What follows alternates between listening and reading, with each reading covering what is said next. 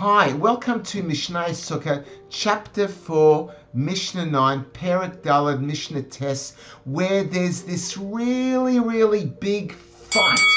And it was an absolute mess because we had this sneaky little Tzeduki coming to the water pouring at the Mizbach on the altar, and he didn't want to observe the laws properly, and he broke the laws, and look what they did to him. It was a fight, and I didn't want to go anywhere near it. And what they did to rectify it so this never ever happened again in the future. You are not going to want to miss out on this. So let's go straight into the words. Succah, the pouring of the water, Ketzad. How was it done?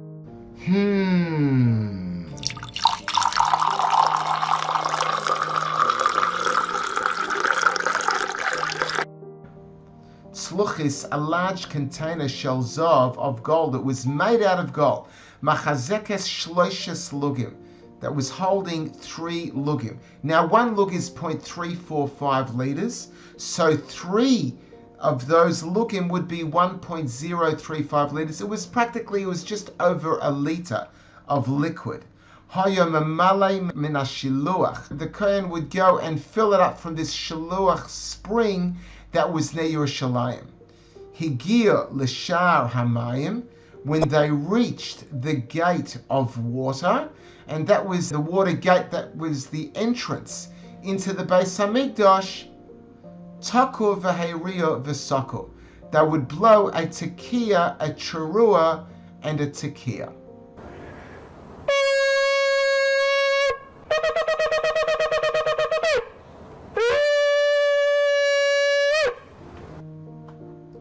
So let's look at the Bartanura, the Rav. Shah Hamayim, the gate of water, or the water gate. Echad Mishare Azara, Nikra Kain, one of the gates of the Azara, of the temple.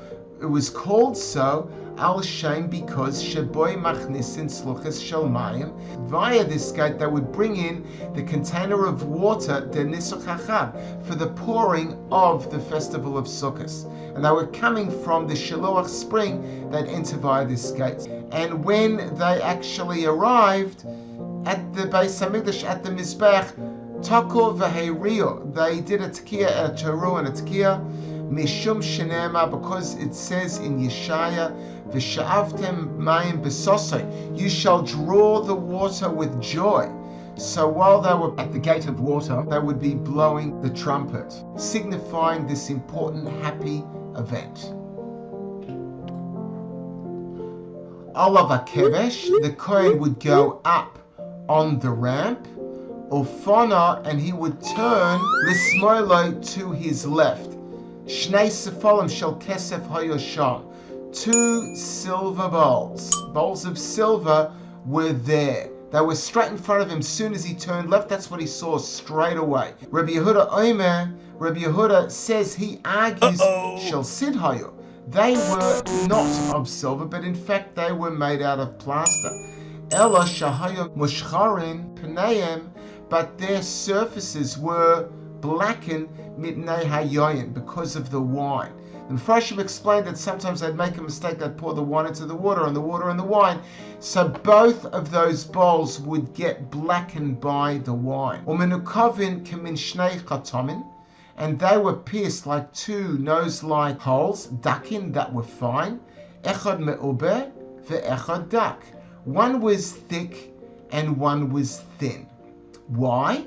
Kedei sheyahu shneim, in order that both of them kolin b'basechos, that they would finish pouring, that when he poured the wine and the water at the same time into these 2 bowls, they would finish draining at the same time, because the wine was very thick, so therefore it needed a larger hole if it wanted to keep up with the water, which was much more thin and flowing much more easily. Aravi shalmayim, the western bowl was of water. Mizrachi, the eastern bowl, shel yayin, was the one to receive the wine. That was the wine bowl.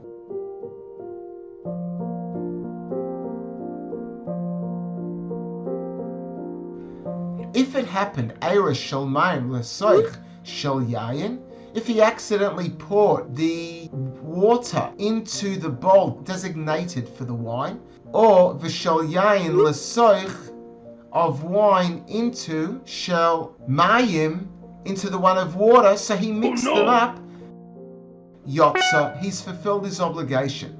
Rabbi Yehuda argues, baloig hayamenasech, with one log, with 0.345, a third of a liter they would pour, and not 1.035, not over a liter of a container would they use to pour. Kol shmoina, and it was all 8 days, not 7 like the Tanakama. V'lamanasech, and to the pourer, Oimrim Loi, they would say to him, Habeya yodecha, lift up your hand. Shepam achas, because one time, Nisech echad al gabe raglov, one person poured on his feet. And all the people pelted him with their esrogim. Ouch! Ah! Ouch! Ah! No! Going through the Bar Tanura, or part of it at least, Rabbi Yehuda says that that they would pour with one log for all 8 days. But Tarti Pligi, on 2 things he's arguing, he's arguing on 3, saying it was only a third of a liter, not over a liter.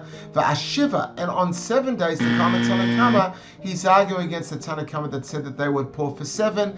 Rabbi Yehuda says, no, V'asa Rabbi Yehuda, and Rabbi Yehuda comes l'meima to say af b'shmini menaschim, that also on the 8th day they would do the water pouring. V'ein halacha Rabbi Yehuda, however the halacha is not like Rabbi Yehuda. And then what did they do to make sure that this wouldn't happen in the future? In case some guy that they would suspect that was a Tzeduki, they wanted to make sure, well, obviously they didn't want to have a Tzeduki doing the water pouring in the first place, but in order to have like an insurance policy to make sure this never happens again, the people there at the Mizbach would say the following, Habeya es yodecha, lift up your hand.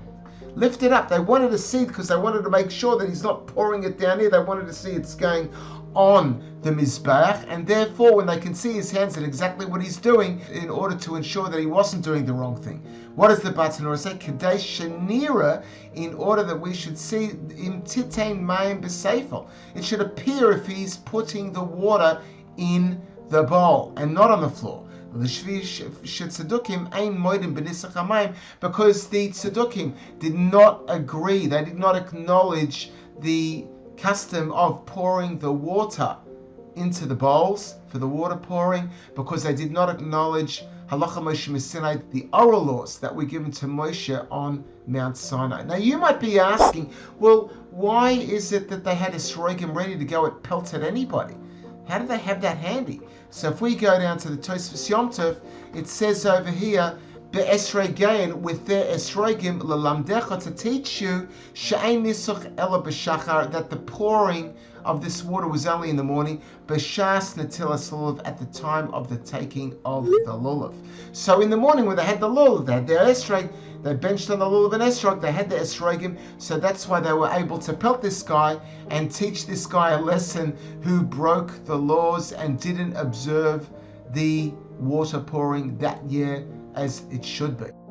Ow! Ooh! Ouch! Ah! Ouch! Ah!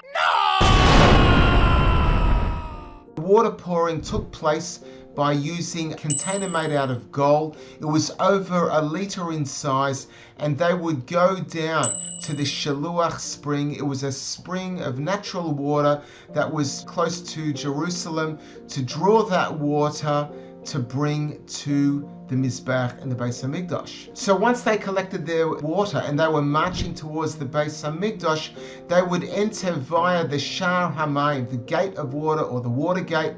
It was appropriately called the water gate because they were bringing the water from the Shiluach via this gate to the Mizbach, to the altar, in order to do the water pouring there.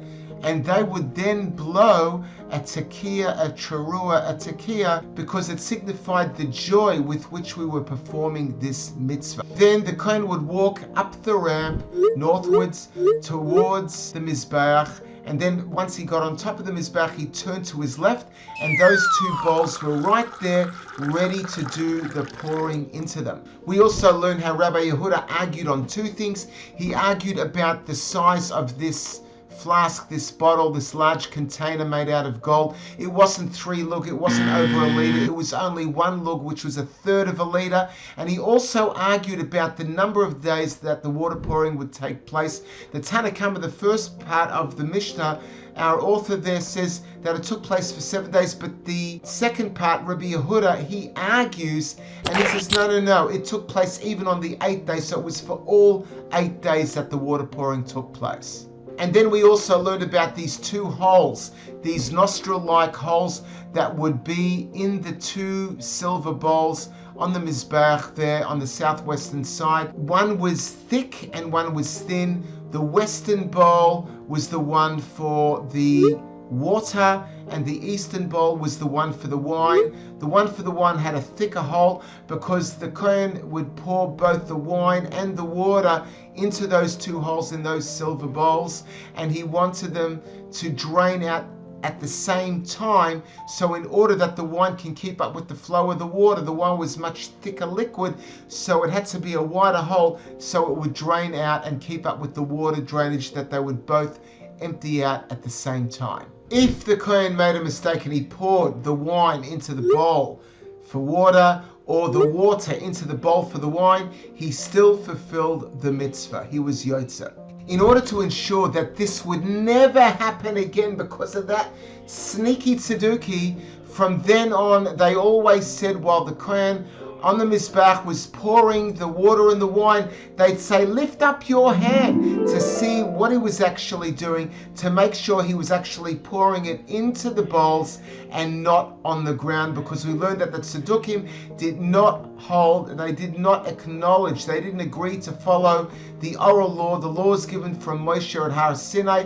They only agreed with the Torah Shebeksav, the written law, and took it literally, and didn't include in their interpretations the interpretations of the rabbis that was passed on via the oral law through Moshe Rabbeinu at Sinai. And therefore we had to have an insurance policy in place to make sure that he wasn't a Tzeduki and that he would do the right thing to follow the law properly and pour the water and the wine on the Mizbeach. So if you were a Tzeduki in the times of the Beis Hamikdash, in the times of the temple, there's one thing to watch out for. You need to watch out for your head, because you can get in a lot of trouble. Ouch.